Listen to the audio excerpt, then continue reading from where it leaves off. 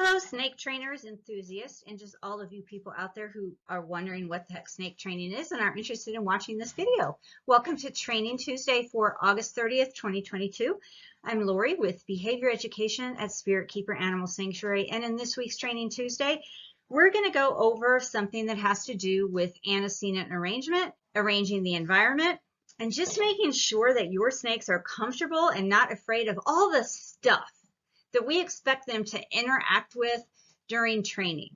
When we train snakes, we're often having them interact with objects and stuff in their environment, like scales, like tables, like stations that are homemade, maybe out of PVC and tubs, or maybe a transport carrier. And we expect these snakes to either automatically shift onto or into these items, or we expect the snakes sometimes to target onto or into these items. But what we have to remember is part of that whole shaping plan has to be making sure the snakes are used to those objects. That's what this week's video is going to be about. So introducing snakes to stands, stations, and stuff, like anything else, there are several ways that we can do this, and I'm just going to show you one way that I oftentimes get the snakes used to all of the things that you see me ask them to shift out onto. So, as I've already mentioned, part of target and station training is cueing snakes to move from one location, like their primary habitat, to another location. Many times they're being asked to move onto or into something like a scale, a temporary holding area, a travel container, or just other stuff that we come up with. Getting them used to the things you expect them to move their bodies onto must be one of the steps in the shaping plan. They may initially be afraid of these objects. They may be neutral about them. They're not reacting to them one way or the other, or they're curious about them and want to investigate them. But before asking a snake to relocate to something, they must feel comfortable with whatever that something is, whatever that object or station is that you expect them to move themselves onto. They really need to be comfortable with it and not afraid of it before you can hold a formal training session where you're asking them to move on to it. Here are the steps for one particular method that I use to do this. Now, as I said, there are many ways to do this, and I don't always use this method, but this is one way that you can help the snakes become used to things you expect them to target to or station on. First, choose a time when they are awake and already at or near their enclosure front. Place the object in front of the enclosure and observe the snake's reaction.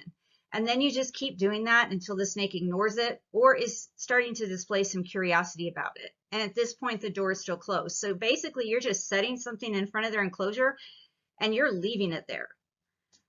The next step is to open the door with the object there and then observe what they do. Do they go and hide? Do they act fearful of it? Do they strike at it? Hopefully they don't do any of those things if you've worked up to this point. But as long as they're not afraid of it and they're at least behaving in a neutral manner to it or indifferent to it, or they're curious about it, you're just going to set the object in front of the enclosure with the door open, and you're going to repeat that as many times as it takes until they ignore it or they move out onto it on their own.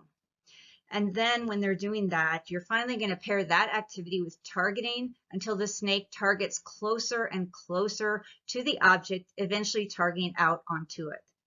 And you're going to just repeat the steps until the snake can successfully generalize this behavior on all sorts of different objects and stuff that we expect them to interact with, move into, or onto. Let's see what those steps look like.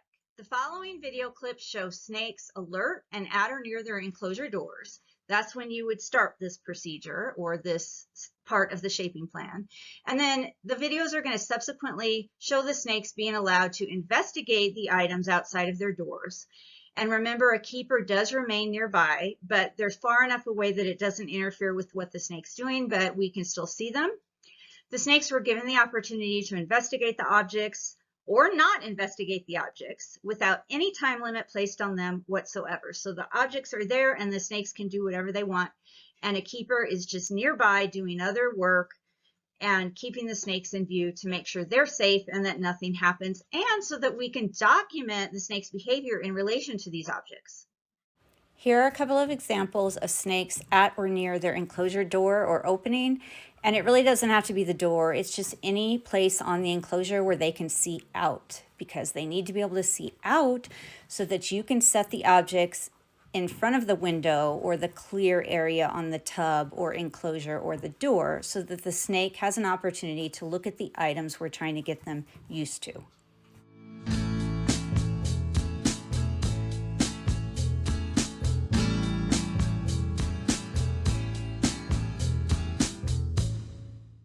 Once the snakes are used to being able to look at these items while they're sitting outside of the enclosure or habitat through whatever spot in the enclosure that they're able to see out of, and they're curious about the objects or they're just indifferent to them, then you can start opening the enclosure, opening that door, and allowing them to interact with those items, approach and retreat, basically within their own time. Just investigate the items further, and you're going to observe their behavior. Now, this is a stool that snake was getting used to. Now, this is one of my West Papuan carpet pythons, and I have the scale and the scale station just sitting outside her door. I opened the door, and I decided I would get my laptop. I'm sitting on the other side of that gate that you just saw, and I have no time limit here. I'm working on some things, some office work, and I'm working on my laptop, and so I basically have no time limit. As long as I have work to do, I'm just going to sit nearby, and I'm going to let her take as much time as she wants and investigate this. And I don't have any expectations of her either. She can go back into her enclosure. She can come out of her enclosure. She can stay halfway in and halfway out, which is pretty much, I think, if I remember correctly, what she did during this session. She can choose to interact with that item. She can choose to ignore the item. She can choose to go back in her enclosure and hide. She could choose to come out of her enclosure, but completely ignore this item and not interact with it at all. Luckily, she's curious about the item and she's investigating it. And so I'm just going to sit there until I run out of work to do.